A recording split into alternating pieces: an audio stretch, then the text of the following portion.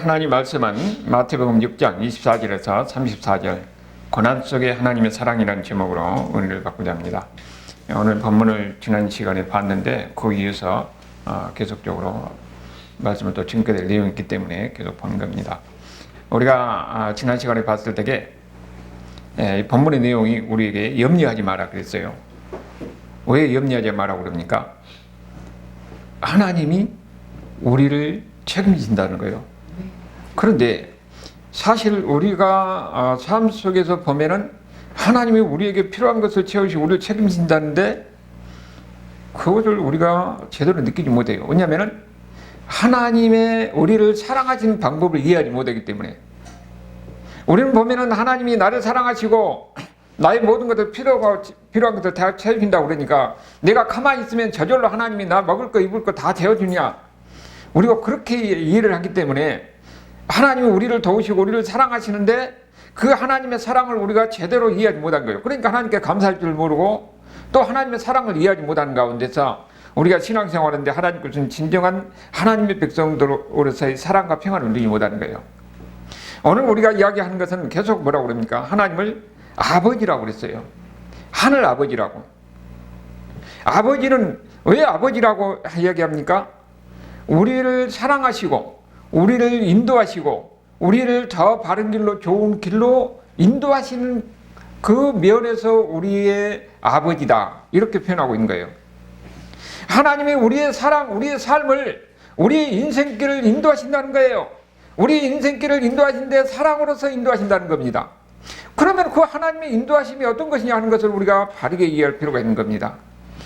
하나님의 사랑을, 하나님의 인도하심을, 하나님의 우리의 도우심을 우리가 바르게 이해할 때에 우리는 하나님의 사랑을 우리의 삶 속에서 느낄 수가 있고 동시에 그 가운데서 그 하나님을 의지하고 우리가 바른 신앙생활을, 기쁨과 은혜가 넘치는 신앙생활을 할 수가 있는 겁니다. 우리가 여기서 보낼 때에 지난 시간에 두 가지를 봤었잖아요.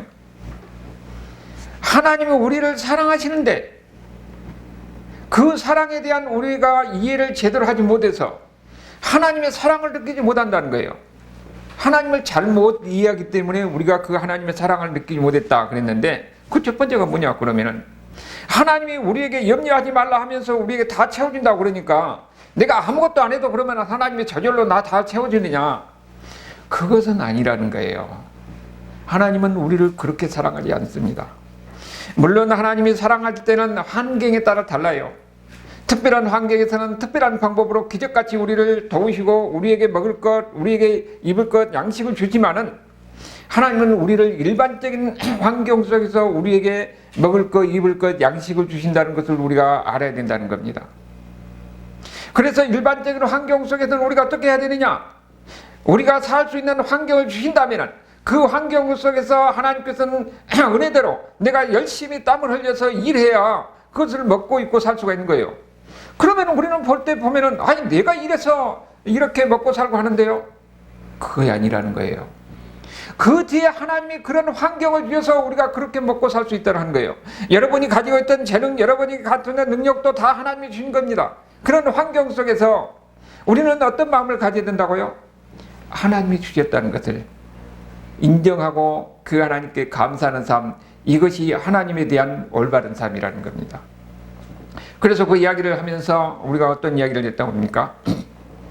광야에서는 하나님이 자기 백성들 살리기 위해서 만나라, 기적의 음식 만나를 주셨는데 가나안 땅에 들어가서는 그들이 농사 짓고 살 수 있도록 그렇게 이제는 하셨는데 거기서는 이제 내가 땀 흘리고 일해야 되는 거예요.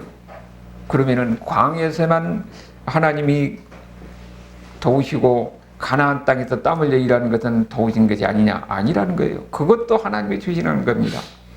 그래서 우리가 지금 살고 있는 환경, 우리는 너무도 일반적으로 당연한 것으로 생각하는데 이것도 다 하나님이 주신 것이다.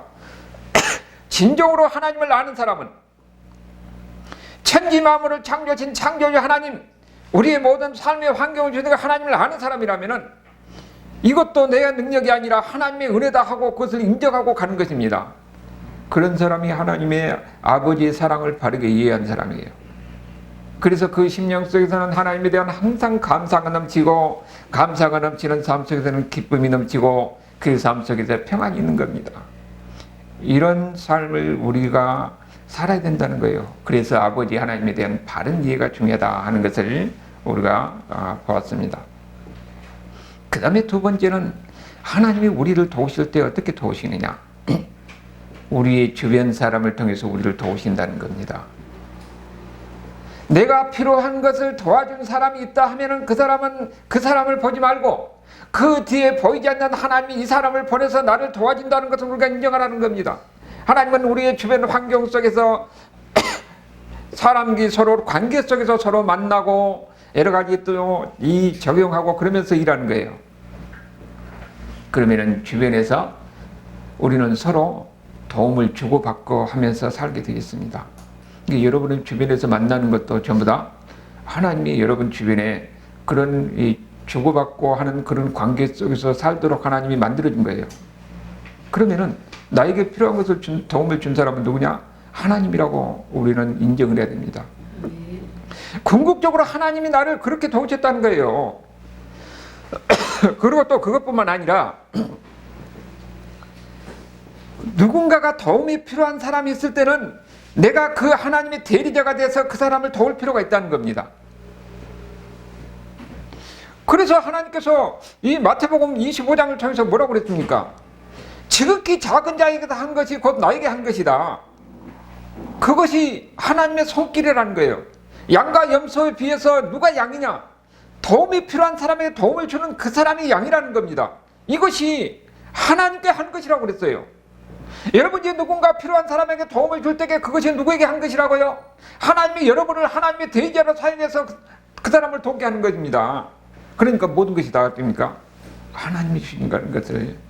우리는 하나도 세상에 사람만 보지 말고 환경만 보지 말고 그 뒤에 계시는 하나님을 바라보면서 내가 때로는 하나님의 도움을 받기도 하고 그러면서 동시에 내가 하나님의 대리가 돼서 다른 사람을 도울 수도 있는 겁니다. 우리는 예수 믿는 사람들은 이런 관점에서 세상을 보고 환경을 보고 내 인생을 볼 수 있는 이런 안목을 가져야 됩니다. 그런 사람은 어떻게 됐습니까? 항상 그 마음에서 감사가 있고 기쁨이 있고 그리고 그 마음에는 천국이 있는 겁니다. 하나님은 이렇게 살라고 하셨어요. 그것은 바로 아버지의 사랑이 무엇인가를 아는 사람이 그렇게 할 수 있는 거지요. 그래서 우리에게 중요한 것은 하나님 아버지는 내 인생을 주관하시고 인도하시고 책임진다 하는 것입니다. 그래서 우리가 염려하지 않는 겁니다. 오늘 세 번째는 고난에 대해서 우리가 보려고 하는 겁니다. 일반적으로 우리는 보면은 고난이 있으면은 하나님이 나를 사랑하지 않는다 그렇게 생각해요. 그래서 때로는 고난이 있으면은 하나님을 떠나기도 하고 여러 가지 좌절하고 낙심하기도 합니다. 이번에 보니까 사랑은 교회에 새로 그 후임자 목사로 가는 분이 있더라고요. 그분이 그래서 나도 이제 관심이 있으니까 유심히 뒤에 그 유튜브의 영상에 나온 것을 봤어요. 그때 이분이 하는 말이 그래요. 그분이 딸이 한 6인가 되는 집안에 딸딸딸 하다가 마지막에 소원하는 거예요. 하나님 아들을 주면은 내가 하나님과 밥 치겠다고. 그래가지고 아들을 낳았어요. 그런데 이분이 이제 어떻게 해서 이제 그 아버지가 목사인데 그분이 그래요. 하는 말이 자기 아버지가 개척교회인데 개척교회 있다가 조금 있으면 어느 정도 될 줄 알았더니 평생 동안 개척교회. 내가 그 이야기 듣고 딱 우리 교회 상황이라 평생 개척교회만 하는 거예요. 그러다가 이제 그만 목회를 이제 하시고 이제 은퇴를 하셨지요.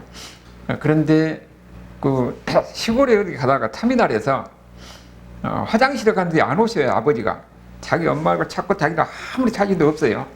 그래서 이제 뭐 다 물어보니까 그 화장실에 그 어떤 술 취한 사람이 그 앞에 한 사람이 그러고 고개 숙여 그러고 있다고. 그래서 가서 보니까는 자기 아버지인데 갑자기 이제 겨울에 그 혈관이 수축되니까 피가 터졌던 맹이에요. 뇌가. 그래가지고 거기서 6시간 더 걸어가고 있었던 거예요. 그래가지고 이제 수술을 했는데 물론 이제 반신불수가 되는 거죠. 그러니까 그 어린, 그러니까 이분이 예, 그 당시 이제 총신대를 들어가긴 했는데 안 가려고 그런 거예요. 이런 하나님은 나 안 믿는다고. 그러니까 그 누나들이 막 설득하는 거예요. 아, 너 아버지가 깨어나면은 너 그 다음에 잘 다니고 있냐고 뭐라 할 거냐. 그래서 어쩔 수 없이 등록을 해가지고 학교를 다녔는데, 그러니까 신학교를 갔는데 하나님을 안 믿는 겁니다. 방황하고 반항하고 그러고 학교를 다녔던 거예요. 네, 그 뒤로 내 보지 못했는데 어떻게든지 지금 목사가 됐죠. 그리고 이제 사랑교회 지금 오정훈 목사 다음에 목사로 오기로 돼 있더라고요. 우리가 그런 상황을 이해해야 됩니다. 아버지가 하나님의 일을 하는데 왜 우리 아버지는 이렇게 어려울 뿐만 아니라 왜 이런 고난을 하나님이 왜 이런 아픔가? 아니 우리 아버지가 하나님을 하나님을 일꾼으로서 목사인데 화장실에 앉아갖고 뇌졸중으로서 이 혈관이 터져가지고 그리고 수술이 이제 반신불수가 되는 거예요. 그러면 자식으로서 우리가 그럴 수도 있는 거예요. 여러분, 우리가 대부분 보면은 고난 속에 있으면은 하나님이 안 계신다고 하나님을 부인하고 그렇게 하는 경우가 많이 있는 겁니다. 그런데 우리가 이런 가운데서 고난에 대해서 우리가 좀 이해할 필요가 있는 겁니다.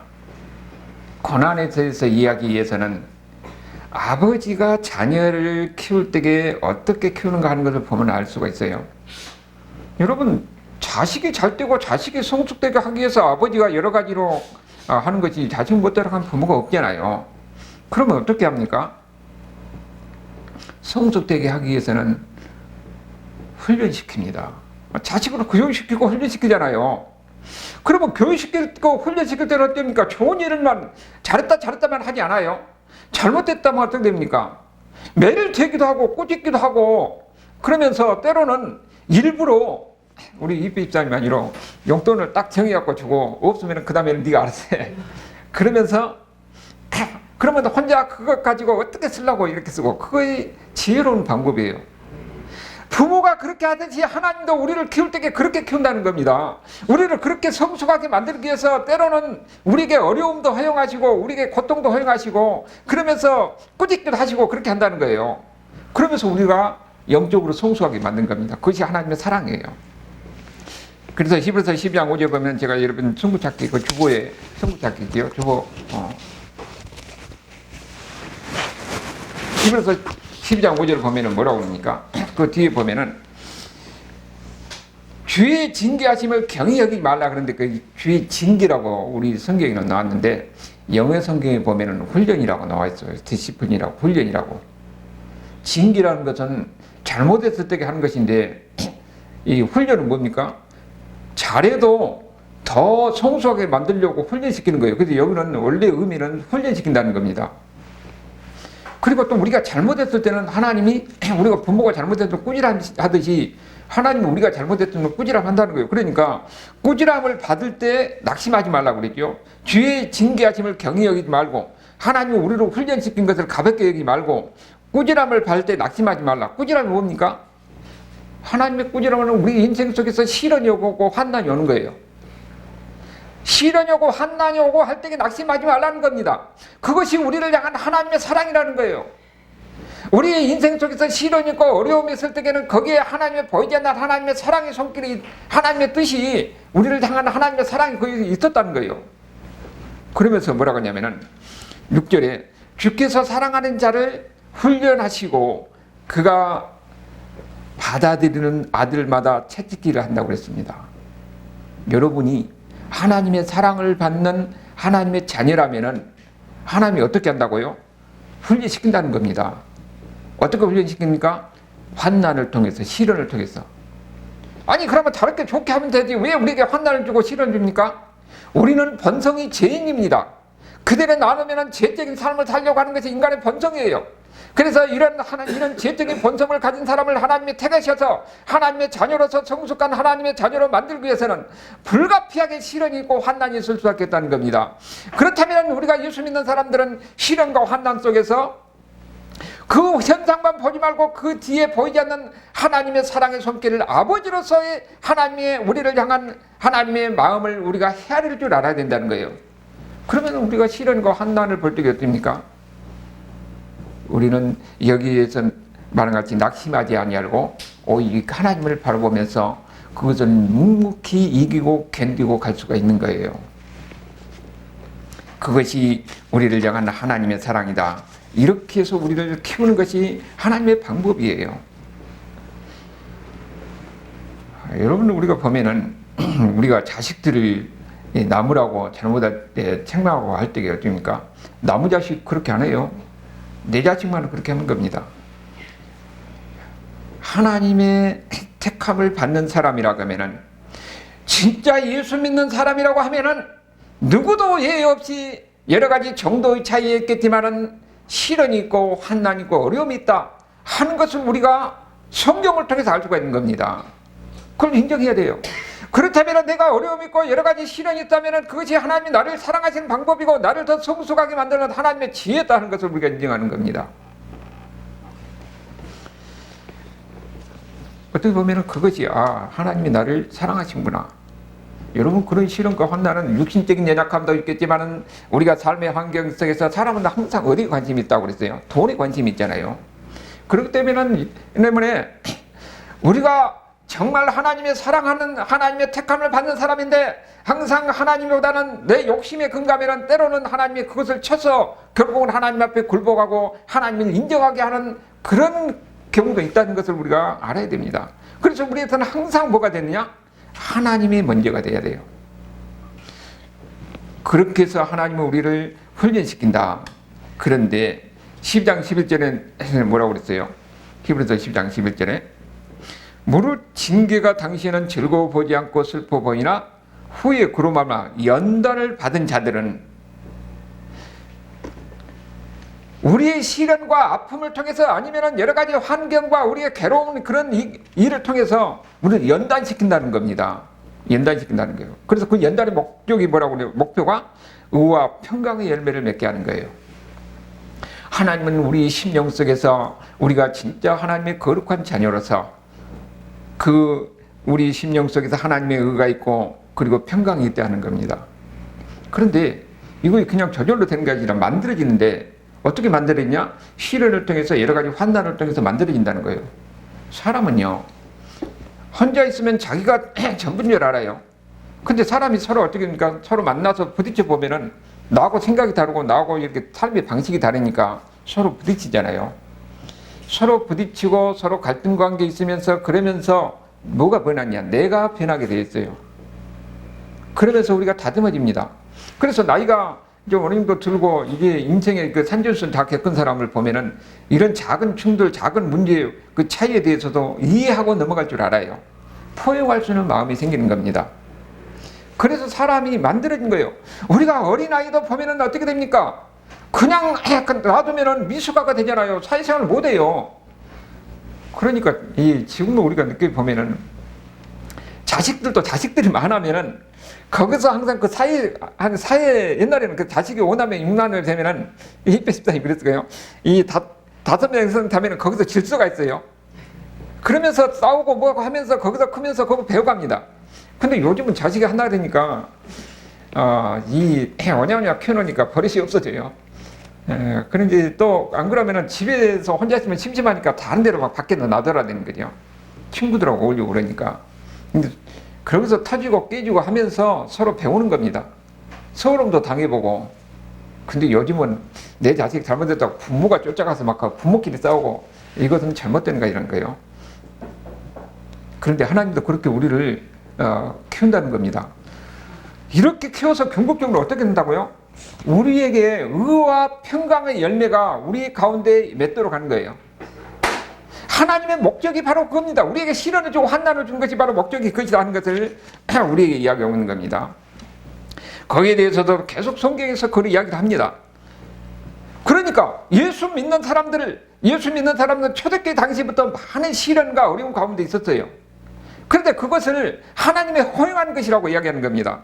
베드로전서 1장 6절 7절에도 뭐라고 하냐면은 그러므로 이제 너희가 여러 가지 시험으로 말미암아 잠깐 근심이 되지 않을 수 없으니 오히려 뭐라고 했어요? 크게 기뻐라고 그랬어요. 왜냐하면 초대교회 당시의 성도들도 삶이 여러 가지로 외부적인 박해가 심했는데 이것은 잠깐일 뿐이다. 근데 교회는요, 항상 보면은 지금까지 교회 역사를 보면은 외부적인 박해가 있을 때에 그 성도들이 거기서 연단하고 그들의 신앙이 아주 이 경건한 신앙, 거룩한 신앙이 됐어요. 근데 외부적인 박해가 없고 모든 삶이 풍요로워지고 그러면은 대부분 다 교회가 부패하고 타락했던 것이 교회 역사입니다. 그러니까 우리나라도 그 6.25 당시나 그 북한이나 그 이 외부적인 그런 그야말로 굉장히 위험한 상황이 있을 때에 그들은 오히려 자기들이 본 것을 갖고 서로 나누기도 하고 그러면서 신앙이 그들이 이불 속에서 찬양하는 그 찬양이 아주 감동 있고 그러는 거예요. 여러분, 그러니까 그런 초대교회 당시부터 보면은 그들의 외부적인 박해와 환경 속에서도 오히려 뭐라고 그럽니까? 그건 가운데서 더 기쁘게 하나님을 경험하고 하나님의 그 이 마음속 깊이 느껴지는 하나님의 사랑을 체험하는 거예요. 그러면서 뭐라고 하냐면 7절에 너희 믿음의 확실함은 불로 연단을 하여도 없어질 금보다 더 귀하다는 겁니다. 여러분, 정금을 만들기 위해서는 용광록 속에 집어내서 송금을 빼내잖아요. 그러면 성도들도 마찬가지로 불로 연단을 한다는 겁니다. 그렇기 때문에 성도들도 하나님이 뭐라고 써요? 우리에게 여러 가지 시련의 용광로, 환난의 용광로를 통해서 그런 과정을 거쳐서 성도를 만든다는 겁니다. 하나님의 우리의 목적은 마지막 천국 가는 그날까지 우리가 거룩한 하나님의 사람으로서 만든 것이 목적이에요. 우리가 그냥 편안한 하나님 신앙생활하는 게 그것이 하나의 목적이 아니라 우리에게서 이 정금 같은 그런 연단된 신앙을 만들기 위해서는 그래도 시련이 있고 고통이 있고 아픔이 있다는 겁니다. 제가 들어본 찬양 중에서 제일 감동적인 찬양이 옛날 지금 한 20대 때인가 그 방송에 옛날에 그때는 제가 이제 은혜를 받을 때는 그 당시 CBS 방송이 있었어요. 공부하고 있을 때 항상 그 2시 되면 그 열심히 듣고 있었는데 그때 어떤 그 찬양대회 우승한 분이 그 장애인인데 그 장애인이 찬양을 막 부르는데 찬양을 막 부르니까는 이 마음이 확 그냥 거기 쏠리더라고요. 그 방송으로 듣는데 그래서 이 장애인으로서 얼마나 많은 서러움들 받고 얼마나 마음 아픔도 있겠어요. 그런데 그 가운데서 그는 하나님을 깊이 만나고 경험했던 거예요. 그러니까 그 찬양이 거기 마음에서 우러나오는 찬양이 돼가지고 그것이 다른 사람에게 전달된 게 감동을 준 겁니다. 김혜중 권사님 찬양할 때는 마음에서 우러나오는 찬양을 해요. 아멘. 감동을 줍니다. 아멘. 하나님이 그렇게 사람을 만드는 거예요. 하나님의 은혜는 우리가 헤아릴 수가 없는 겁니다. 어떻게 우리를 사랑하시고 어떻게 역사하시는지 모르는 거예요. 그래서 로마서 8장 17절에서 하는 이야기가 뭡니까? 영광을 받을 때는 반드시 거기에는 고난이 따라간다고 하고 있습니다. 우리가 하나님 그리스도와 함께 하나님의 천국 백성이요 하나님 나라를 상속할 상속자인데 우리가 그와 함께 영광을 받기 위해서 고난도 받아야 된다고 그렇게 이야기하고 있습니다. 예수 믿는 사람들은 천국 갈 사람들입니다. 하나님 나라를 상속받을 사람들이에요. 영광을 받을 사람들입니다. 영광을 받을 사람이라면 동시에 고난도 거기에 따라간다는 것을 이야기했어요. 그래서 예수 믿는 사람들은 우리에게 이때 고난이 있고 어려움이 있고 아픔이 있을 때는 내가 하나님의 사랑을 받지 못하고 하나님의 벌을 받았냐 그게 아니라는 거예요. 우리는 그럴 때는 항상 내가 당하는 이런 어려움만 보지 말고 그 뒤에 나를 사랑하시는 하나님을 바라보면서 나를 향한 하나님의 더 지혜로운 하나님의 역사심이 있었다. 그렇게 되면은 우리가 어려움 속에서도 감사할 수 있는 사람이 되는 겁니다. 실질적으로 보면은 우리가 이 수많은 사람들이 그런 이야기를 하잖아요. 다 나름대로 살다가 어려움을 당하고 그러면서 하나님을 만나고 하나님을 만나서 새롭게 되어서 이제는 이 어려웠던 이 사업이나 이것이 다시 일어서서 이제는 중심이 하나님의 영광을 위해서 사는 그런 신앙 고백한 사람들이 많이 있습니다. 이제는 그것이 다른 사람이 아니라 여러분의 삶이 돼야 돼요. 항상 우리는 뭐라고 그랬습니까? 하나님의 상속자들이에요. 하나님 나라를 받을 상속자들이에요. 천국 갈 사람들입니다. 천국 가는 그날까지 하나님께서 우리와 함께 하시는데 시련과 어려움 가운데서도 하나님이 항상 보고 계시고 나와 함께 하시고 그러면서 나를 더 경건하고 거룩한 성숙된 하나님의 사람으로 만들기 위한 하나님의 지혜라는 것을 우리가 인정을 해야 되는 겁니다. 그런데 우리가 여기서 한 가지 봐야 될 것은 아니 하나님이 우리를 다 채워준다고 그러니까 우리가 염려하지 말라고 그러니까 그러면은 우리 삶 속에서는 뭐 문제가 없다는 이야기는 아니에요. 하나님이 우리를 사랑하시고 하나님이 우리의 필요한 것을 다 채워준데 또 우리에게 그 염려하지 말라고 그랬는데 거기에는 항상 문제가 따른다는 것을 우리가 인정을 해야 되는 겁니다. 공중의 새도 하나님이 먹이신다고 그랬어요. 들의 백합에도 다 하나님이 입히시고 그리고 또 그들도 가꾸신다고 하셨어요. 그런데 그러면은 공중의 새나 들의 백합가 문제가 없느냐? 문제가 있습니다. 들의 백합화가 마르면 어떻게 됩니까? 요거 30절에 그랬잖아요. 오늘 있다가 내일 전쟁이는 들풀도 하나님이 미친다고 그랬는데 그들도 다 말라지면은 불쏘시개에서 불태워지는 거지요. 동시에 공중 나는 새도 하나님이 먹이시고 입히신다고 그랬는데 또 동시에 이 마태복음 10장 29절에서 보면 뭐라고 하냐면은 참새 한 마리도 한 앗짜리를 팔리지 않느냐. 그것도 하나님이 허용해야 된다고 그랬어요. 그러니까 이 참새도 이 한 앗짜리면 그야말로 1,000원도 안 되는 돈이에요. 그만큼 가치가 없는 새도 하나님이 뭐라고 해요? 먹이고 입히시는데 그것이 그야말로 팔려 나가서 누구 먹잇감이 돼도 하나님이 허용해야 된다는 거예요. 그렇다면 우리가 당하는 이런 환난과 시련도 하나님이 허용해야 우리에게 시련과 환난이 있다는 것을 이야기하는 겁니다. 우리가 참새보다 더 귀한 존재이고 하나님의 형상을 보는 하나님의 자녀들인데 이런 한과 미움도 하나님이 허용하여야 이런 그들이 팔려나가고 그들이 불쏘시개로 되는데 우리는 어떻겠느냐 하는 것을 이야기하는 겁니다. 그러니까 우리는 이런 하나님의 우리를 사랑하시는 방법을 안다면은 내가 어려움을 당했다고 힘든 가운데 있다고 우리는 절망하거나 좌절하지 말라는 겁니다. 오히려 이것을 허용하신 하나님의 더 큰 뜻이 있었구나, 나를 사랑하신 하나님의 사랑이 있었구나 하는 것을 우리가 인정하고 고백하고 갈 수 있는 이런 성숙한 그리스도의 삶이 되어야 됩니다. 우리에게는 이런 시련 속에서 하나님의 뜻이 있었다 하는 것을 우리가 항상 알아야 됩니다. 우리가 알아야 될 것은 하나님은 뭐라고 그랬어요? 우리의 아버지라고 그랬어요. 하나님은 우리의 아버지, 아버지가 자식을 사랑하듯이 우리를 사랑하십니다. 우리를 인도하시고 우리의 필요한 것을 채워주시고 우리의 갈 길을 다 아셔서 바른 길로 인도하신 그 하나님, 그 아버지의 사랑을 우리가 이해한다면 이런 것을 우리가 다 견디고 갈 수 있는 거예요. 그래서 마지막에 뭐라고 그랬냐면은 33절에 우리가 본문 6장 33절에 뭐라 그러니까 하나님이 너희 아버지가 아니냐 그러면서 너희는 먼저 그의 나라와 그의義를 구하라.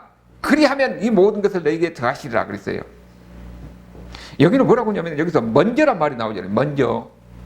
먼저 하나님 것을 택하신 것이냐 세상을 택할 것이냐 먼저 하나님 것을 택하라는 겁니다. 예수 믿는 사람들은 항상 뭐가요? 우선순위가 먼저 하나님 것이에요. 이것을 지금 이 마지막에 우리에게 말씀하고 있는 거예요. 그런데 항상 먼저 택할 때는 항상 우리에게 문제가 염려하는 문제가 생기는 겁니다. 하나님을 먼저 택하면은 근심하거나 걱정하지 않을 수 있어요. 왜냐하면은 하나님이 우리에게 다 필요한 것을 채워준다고 그랬잖아요. 하나님을 택하면은 그 다음에는 하나님이 주신다는 그런 믿음이 생깁니다. 왜냐하면 하나님이 어떤 분이라고 했어요? 우리 아버지라고 그랬잖아요. 우리 아버지로서 우리의 필요한 것을 다 아시고 그리고 그것을 주실 만한 능력이 있고 지혜가 있는 분이에요. 그런데 세상의 것을 택하면 어떠냐면은 세상의 것을 택하면은 나를 택한 거잖아요. 왜냐면은 내가 이제는 이 인생의 이 주인이 돼가지고 내가 택하면은 나는 항상 불안정한 존재예요. 그렇기 때문에 내가 선택하면은 그것이 항상 근심하고 불안할 수밖에 없습니다. 그러니까 거기서는 염려라는 문제, 근심, 걱정이라는 문제가 생기는 거예요. 하나님을 알면은 하나님을 해 것이 이 말씀하신 대로 하나님 나라를 그의 의와 그의 의를 먼저 택하는 거예요. 하나님을 먼저 선택하면은 하나님이 주신다는 거예요. 우리의 필요한 것, 지혜가 많으시고 능력이 많으신 하나님. 심지어는 환경도 하나님은 그 어려운 환경도 하나님이 주관하고 계시기 때문에 그 어려운 환경과 여건 속에서도 하나님은 우리를 더 나은 길로, 더 바른 길로 우리의 필요한 것을 주시는 하나님이라는 겁니다. 그래서 그 하나님을 믿는 믿음이 거기서 생기는 거예요. 그래서 예수님이 우리에게 말씀하신 거예요. 항상 하나님이 먼저야 된다. 세상의 것보다는 세상의 것들 택하면 근심과 걱정이 연속인데 오직 하나님을 먼저 택하면은 거기에 근심과 걱정을 놓고 오직 그 안에서 하나님의 이 손길, 하나님의 사랑, 하나님의 능력을 경험하게 될 것이다. 여러분, 이것이 많이 쉬운 것 같은데 그 결단입니다. 내가 손해다 할지라도 나는 하나님의 말씀대로 행하겠다는 결단이 있을 때 그 다음에 하나님의 능력이, 하나님의 손길이 경험되는 거예요. 그래서 우리에게 중요한 것은 뭐냐면은 하나님을 먼저 택한 사람에게 중요한 것은 순종하는 겁니다. 하나님은 우리에게 내가 이렇게 할 테니까 너는 순종해라 이렇게 하지 않아요. 인간은 머리에 한계가 있기 때문에 하나님의 하신 일을 다 알 수가 없어요. 설명해도 우리는 제대로 이해하지 못합니다. 오직 하나님의 말씀에는 우리가 상식적으로 이해가 안 돼도 순종하는 거예요. 순종하다 보면 하나님의 능력, 하나님의 기적, 하나님의 손길을 체험하게 되는 겁니다. 욥의 잘못이 뭡니까? 내가 왜 이런 고난을 당하느냐? 하나님 가서 이유라도 내 지금 알고 싶다. 그러니까 나중에 하나님이 뭐라고 그럽니까? 네가 나를 안다고? 내가 너한테 내가 누군지를 다 설명하면 네가 이해를 하겠냐? 인간이 하나님에 대해서 이야기를 해도 인간은 다 이해할 수가 없어요. 그래서 욥이 회개잖아요. 그러면서 오직 하나님은 하나님을 하나님으로 인정하는 것은 하나님 말씀대로 그냥 따라서 순종하는 겁니다. 그게 복이에요. 그게 지혜로운 사람입니다. 이 세상의 모든 지혜보다 가장 지혜가 많으신 분은 하나님이시고 이 세상의 모든 것보다 능력이 많으신 분은 하나님이시고 그 하나님을 우리가 믿고 의지할 때는 무조건 하나님 말씀대로 순종하고 가는 겁니다. 그것이 복이라는 거예요. 그래서 우리에게 중요한 것은 하나님이 어떤 분이냐? 하나님이 나의 아버지라는 거예요. 하나님이 나의 아버지인데 하나님은 우리를 가장 좋은 길로 바른 길로 인도하신 하나님, 그리고 우리는 그의 하나님의 자녀라는 것을 인정하고 가는 것, 그것이 우리에게 복입니다. 저희 여러분은 항상 하나님의 아버지다, 우리는 자녀다, 이 사실을 놓지 아니하고 오직 아버지 하나님만 믿고 의지하면서 가면서 모든 시련과 난관과 어려움을 극복하는 가운데 하나님의 영광을, 하나님의 은혜를 경험하는 저와 여러분의 삶이 될 수 있기를 주님의 이름으로 축원합니다. 아멘.